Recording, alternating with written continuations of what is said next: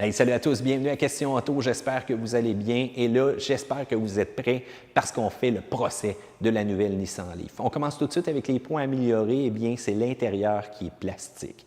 Malheureusement, j'ai l'impression de me sentir un peu à l'intérieur d'une Nissan Sentra.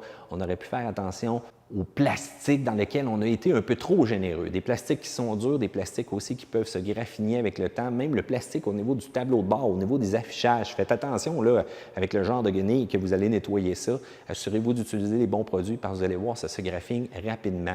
Puis les enfants à l'arrière aussi.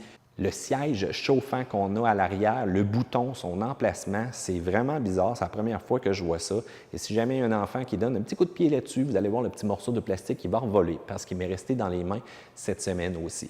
Pour le reste, vous allez trouver ça très drôle, mais c'est les petites pissettes de la vitre, donc au niveau du jet. Peu efficace, je trouve qu'on aurait pu faire quand même un effort, surtout pour un véhicule qu'on veut très sécuritaire. Le trafic aussi, on a un super beau système ProPilot Assist, ça fonctionne à merveille. Cependant, quand le véhicule en avant de nous est arrêté, on doit tout le temps appuyer sur Resume pour que ça reparte. Pourquoi pas l'avoir configuré de manière automatique? Je sais que c'est un système quand même de base, mais il est tellement efficace, je trouve qu'on aurait pu quand même éliminer cette fonction-là, puis ça aurait ajouté du positif. Le tableau de bord aussi, nos cadrans qui réfléchissent beaucoup les lumières du soleil. Parfois même, on en perd un petit peu la vision. Je pense qu'on aurait dû travailler sur la protection à ce niveau-là. L'air climatisé, bon, il y en a qui m'ont dit que ça a été une semaine très humide. On en demande beaucoup au système présentement. Malgré la grosse chaleur, je n'arrivais pas à avoir une température confortable partout à l'intérieur de l'habitacle du véhicule. Donc, souvent, ça m'arrive avec les véhicules électriques qu'on ne va pas chercher une efficience au niveau de la climatisation, tant en chaleur qu'avec l'air climatisé. Bon, c'est peut-être moi qui est un peu trop princesse, là, mais je vous le dis tout de suite, partagez-moi donc vos commentaires si vous en avez une nouvelle Nissan Leaf dans la section ci-dessous. Si pour vous, si la climatisation fait en masse le travail. Le confort général est affecté par une chose, le volant qui n'est pas télescopique. Ça, je n'avais pas vu ça depuis les années 1990. J'étais un peu déçu. Parlons des points positifs cependant au niveau de la Nissan Leaf et c'est l'accélération. Oh, que ça déménage, même pour un véhicule électrique comme celui-ci, les accélérations sont bonnes, les améliorations qu'on a faites aux chevaux vapeur et surtout au couple de cette mécanique électrique-là, préparez-vous, ça déménage. Il y a même des véhicules avec des motorisations standards qui ont fait tabarouette, ça marche donc bien, ce petit véhicule-là, tant mieux.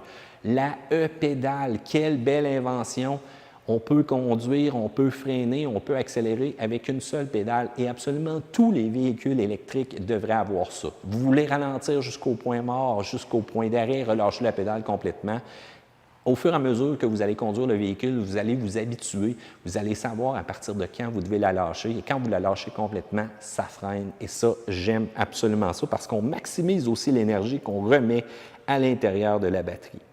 Une autre chose qui est super bien, c'est ici au Canada, on a un petit package d'hiver, un groupe commodité qui va nous réchauffer. Donc, les bancs chauffants à l'avant, les bancs chauffants à l'arrière, le volant chauffant, mais surtout aussi un chauffe-batterie pour s'assurer de la longévité de celle-ci, malgré les modifications techniques qu'on lui a apportées pour qu'elle dure plus longtemps. Efficacité pure.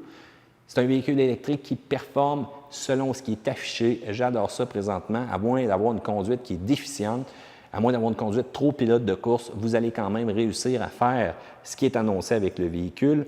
Le système ProPilot Assist est vraiment très bien, surtout pour une conduite semi-autonome, si on veut, dans le trafic, sur l'autoroute, j'aime bien ça. Il ne faut pas oublier que le véhicule a aussi gagné un prix qui est quand même intéressant. C'est le Kelley Blue Book qui a décerné le prix au véhicule qui coûte le moins cher à avoir à long terme. Donc, c'est tout à l'honneur présentement pour la nouvelle Nissan Leaf. En conclusion, une Nissan Leaf qui fait exactement ce qu'elle doit faire, c'est-à-dire être efficace, un véhicule électrique qui est performant, un véhicule électrique qui fait ce qui est annoncé, Nissan a une super belle technologie présentement. Maintenant, ce qu'on veut, c'est la batterie qui va nous offrir encore plus d'autonomie et pourquoi pas un véhicule sport utilitaire électrique Nissan. Let's go, vous êtes capable. Section commentaires ci-dessous, faites un pouce en l'air parce que vous aimez ce que j'ai dit. N'oubliez pas de vous abonner à Question Auto, mais aussi Car Question parce qu'on va avoir l'accélération de la Nissan Leaf qui s'en vient très bientôt. Puis pour le reste, on se dit à une autre fois, à une autre vidéo de Question Auto.